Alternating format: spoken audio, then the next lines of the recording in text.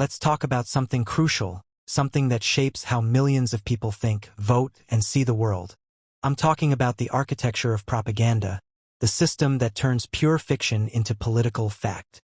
Because here's the question: how does a lie, completely invented out of thin air, become a headline on cable news, and then, a week later, a deeply held belief among millions of people? Let's break that down by watching it happen in real time. Right after the January 6th attack on the U.S. Capitol, a conspiracy theory began spreading online. The story claimed that the rioters, the people we saw wearing MAGA hats, waving Trump flags, and storming the building, weren't really Trump supporters at all. They were Antifa activists supposedly infiltrating the crowd in disguise. Now, this claim had zero evidence. None. The FBI, journalists, and countless investigations found no trace of it. But that didn't matter. It felt good to believe. It offered comfort, a way to rewrite a painful reality. It allowed Trump supporters to say, "That wasn't us. That wasn't our movement." And then Donald Trump himself was asked about it. A reporter said to him, "There's compelling proof that Antifa infiltrated the protests, dressed up like Trump supporters, and caused violence. Would you want Congress to investigate that?" And Trump responded, "I've heard that they dress up like MAGA supporters, they cause trouble, and then try to blame us. We've seen it. We'll be acting on that." Just a few vague sentences. No evidence. No details. But those few words, "I've heard that," were all it took. When Trump says something like that, it's not just casual talk. He's not confirming anything, but he's giving permission for his followers to treat it as real. Within hours, headlines appear across conservative media. Trump says Antifa infiltrated Capitol riot. President confirms Antifa role in January 6th violence. And just like that, the seed becomes a story. But notice what happened. There was no new information, no investigation, no proof.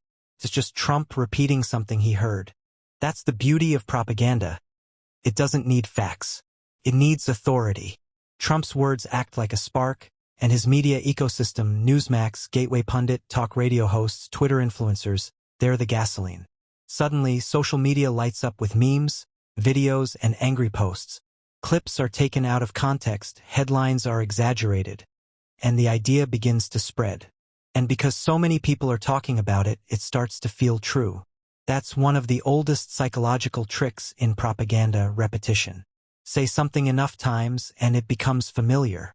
And what's familiar often feels true, even when it isn't. Here's where it gets even more dangerous. Once the story has been repeated enough, Trump and other Republicans can now point back to it and say, "Look, it's being widely reported. Everyone's talking about Antifa's role. They've just created a perfect feedback loop. They spread the rumor, then use the rumor's spread as proof that it must be real." It's like laundering money, but instead of cash, they're laundering lies. They clean them up through repetition and media coverage until they look legitimate. Soon enough, other politicians pick it up. You'll hear someone on Fox News say, "Well, there are serious questions about Antifa's role on January 6th. And that small phrase, "serious questions," gives the lie a sense of weight, as if there's an ongoing investigation or debate. Now the claim feels mainstream. It's no longer just a conspiracy theory, it's a controversy. And controversies, even fake ones, get coverage. This is how a lie becomes part of public conversation. At first, it's just a rumor in some corner of the internet. Then a high-profile figure repeats it. Then sympathetic media outlets amplify it. Then politicians cite those media reports as evidence. And finally, millions of people absorb it through repetition.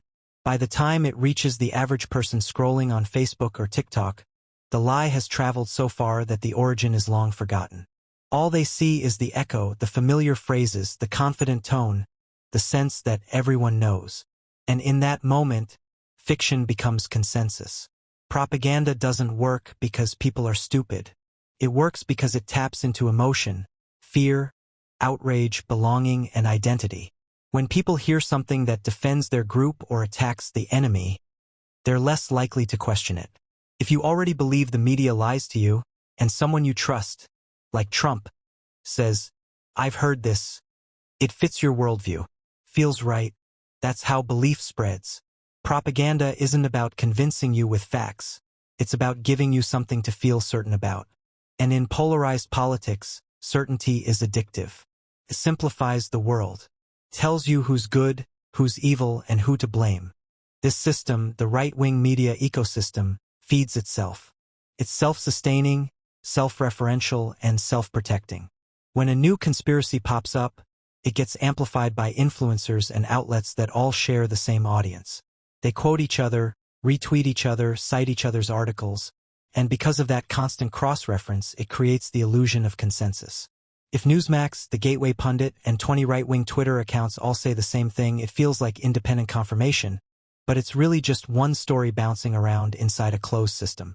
And once something has been repeated often enough, fact checks barely matter. Because propaganda doesn't rely on accuracy, it relies on emotion and repetition. Trump plays a unique role in this cycle because he's both the amplifier and the legitimizer. He rarely invents the lie himself. Instead, he picks up whatever rumor flatters him or shifts blame away from him.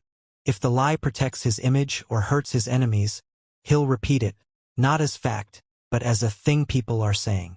A lot of people are saying, many people have told me, it's the perfect rhetorical trick. He avoids responsibility for the claim, but his audience hears it as confirmation. And then, once the lie takes off, Trump points back at the coverage as validation. He'll say, everyone's talking about it, or it's being widely reported. But of course, it's being widely reported because his allies are the ones spreading it. It's circular and deliberate. We've seen this pattern countless times. When Trump said immigrants were eating the cats and dogs in Ohio, a story based on nothing, it spread instantly through conservative media. Soon it wasn't just Trump saying it. It was right-wing podcasts, Twitter accounts, and politicians repeating it as if it were proven fact. Senator J.D. Vance, for example, even admitted that they deliberately push stories to create attention. He said, "We're going to create media narratives. That's a confession of strategy, not a slip. They know how this works. They understand that if you flood the zone with enough nonsense, something will stick. And even if it's disproven later, the correction never travels as far or as fast as the original lie." Psychologists call this the illusory truth effect, the tendency for repeated statements to be seen as more truthful, regardless of evidence. When people hear something again and again, they start to mistake familiarity for accuracy. That's why slogans, catchphrases, and chants are so powerful. Stop the steal. Make America great again. Antifa did January 6th. Simple, emotional, repetitive. That's how ideas get burned into the public mind. Propaganda isn't just about spreading lies. It's about controlling the narrative, deciding which lies dominate the conversation. If people are talking about Antifa, they're not talking about Trump's role in the riots. If they're debating whether immigrants are eating pets, they're not talking about policy failures or corruption. Propaganda doesn't need to win arguments, it just needs to distract and confuse. The goal isn't clarity. The goal is exhaustion. When people can't tell what's true anymore, they stop trying. At the end of the day, this is the architecture of propaganda. 1. A rumor is invented. 2. A powerful figure repeats it. 3. Media allies amplify it. 4. The echo chamber feeds back on itself. 5. Fiction becomes fact through repetition. Trump and his allies are both the source and the evidence, even though they are neither. And by the time the truth tries to catch up, it doesn't matter anymore. The lie has already done its job. This is how modern disinformation operates. Fast, emotional, repetitive, and circular. It's not about convincing you of a single idea. It's about reshaping the environment you think in. It floods your mind with so many claims that truth itself starts to feel optional. And when that happens, when the foundation of reality is up for debate, democracy itself becomes fragile. Because democracy depends on shared facts. Without them, all that's left is power, and whoever controls the narrative controls the truth. That's the architecture of propaganda. It's not magic. It's not new. But in the age of social media, it's faster, louder, and more dangerous than ever.